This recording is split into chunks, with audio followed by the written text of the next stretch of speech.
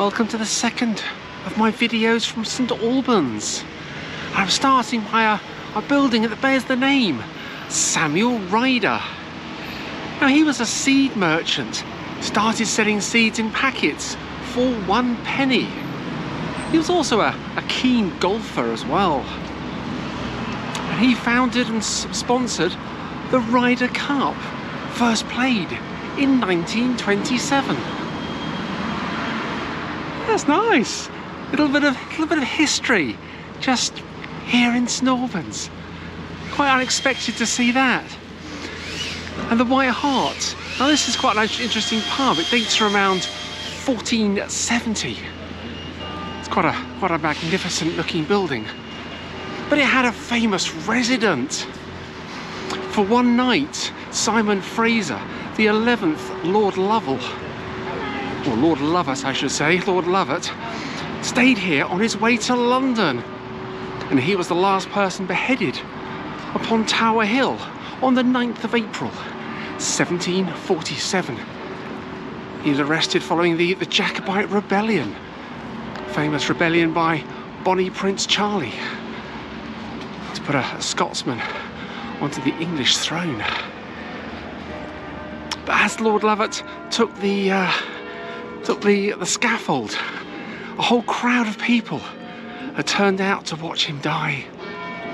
And one of the wooden stands that people were seating actually collapsed. And he thought it hilarious that all these people who had come to see him die should fall and hurt themselves during the event, and actually caused the death of 9 people. And he thought it was so amusing that he was laughing as he placed his head upon the block.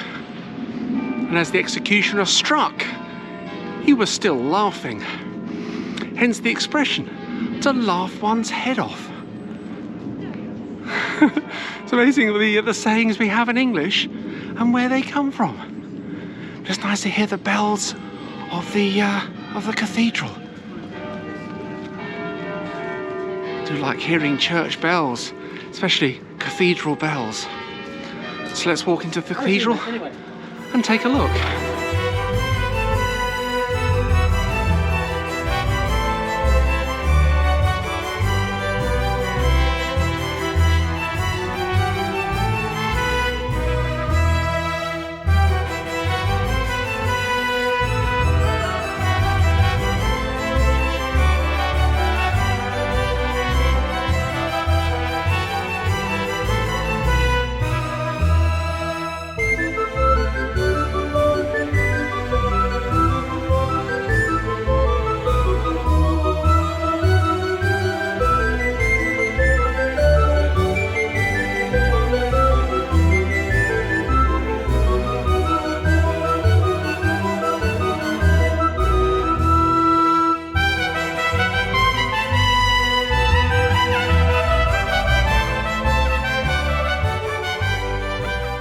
It's just as quiet and as tranquil walking around the grounds of the Abbey here as it was walking around St Peter's cemetery there in my last video. Really is lovely, and some of the gravestones are quite magnificent, and mostly they're readable as well, which is nice. There's also a couple more modern burials, 2 more recent bishops of St Albans who are also buried here as well.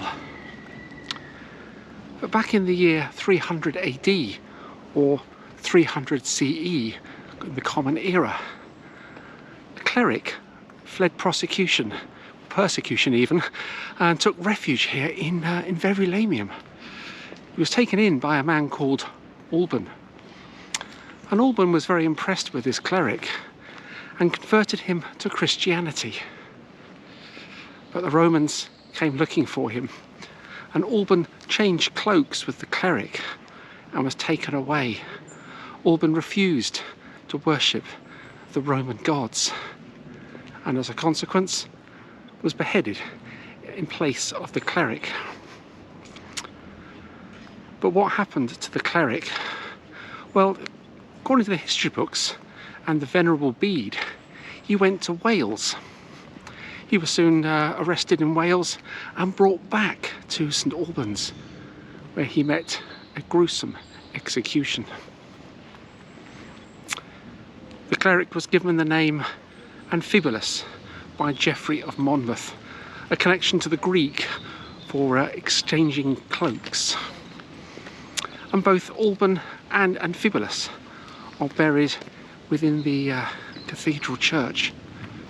The building is known as the Cathedral and Abbey Church of St Albans, and it was founded around the year 793 AD. It was consecrated on the 28th of December in the year 1115. The building ceased being an abbey following the dissolution of the monasteries from 1536 to 1541 by King Henry VIII. Those two acts of supremacy, which Henry VIII made himself the head of the Church of England, separating the English Church from the papal authority. And like so many ruined monasteries around the country, nothing remains above ground of the former monastery that once stood on this location, just next to the south wall of the cathedral. The Abbey Church became a cathedral back in 1877, and it's quite a magnificent building, especially looking up at the front. It really is just quite an incredible building. It's incredible inside as well. It's very spacious inside, and I've just had a walk around, and it really is just so much history in there. There's so much history on this location as well. But it's also a filming location as well. If you've ever seen the film Johnny English with Rowan Atkinson, remember that fine scene at the end where John Malkovich was crowned king, and those memorable scenes? Well, they were filmed here at St Albans Abbey and Cathedral Church. The church actually stands next to St Albans School, where they have a very impressive gatehouse.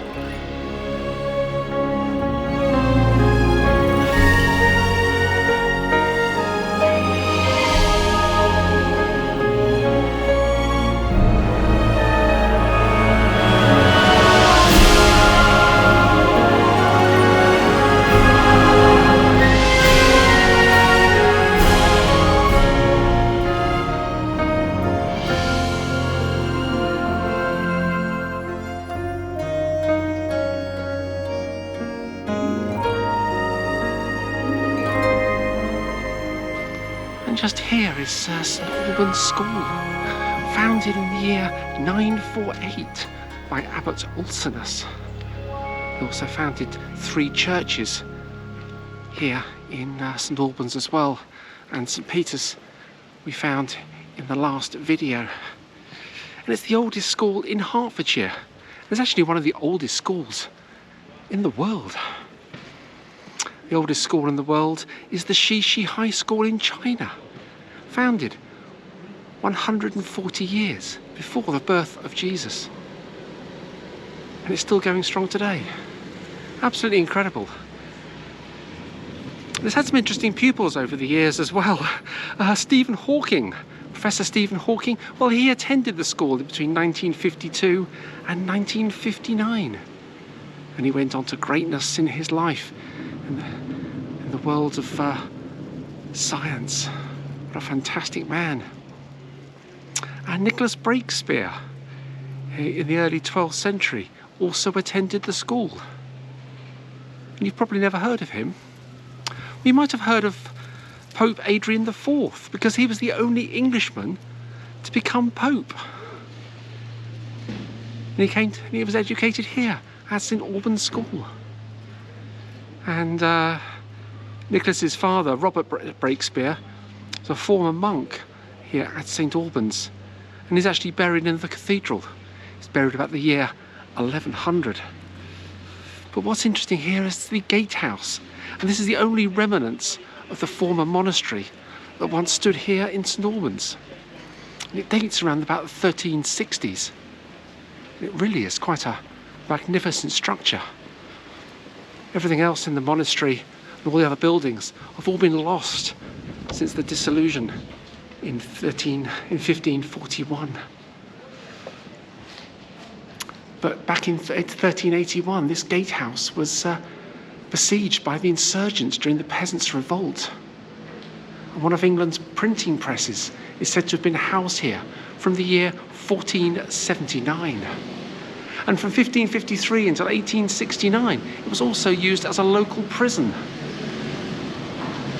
But since 1871, it's formed part of St. Albans School. And it really is a beautiful gatehouse. I've seen so many gatehouses around Europe, into walled towns, walled cities, and monastic complexes. But this one's special because it's the closest to where I was brought up in Berkhamsted. And I've been visiting St. Albans on and off for over 50 years. And every time I come to St. Albans, I always come to the cathedral church. And I just love visiting it. And to see this old gatehouse, it really is so special. It really is. But just down the bottom of the road is the oldest pub in England.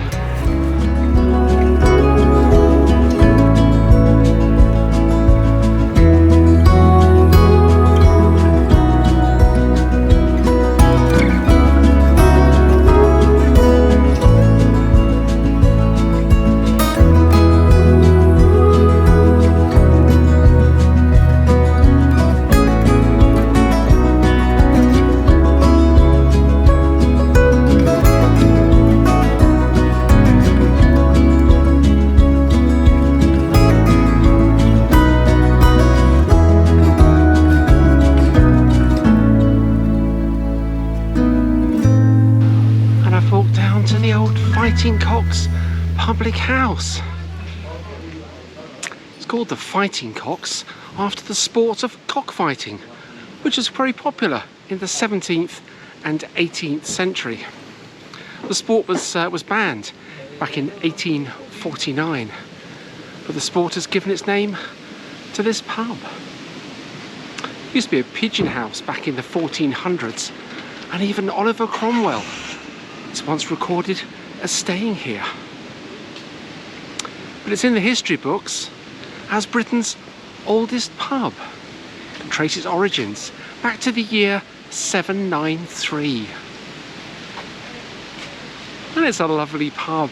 I've been coming here on and off for 50 years. My grandfather brought me here back in 1974. And it's just a lovely pub. It hasn't changed. It's still got its character inside. And it still serves good beer because I've just been in and had a pint.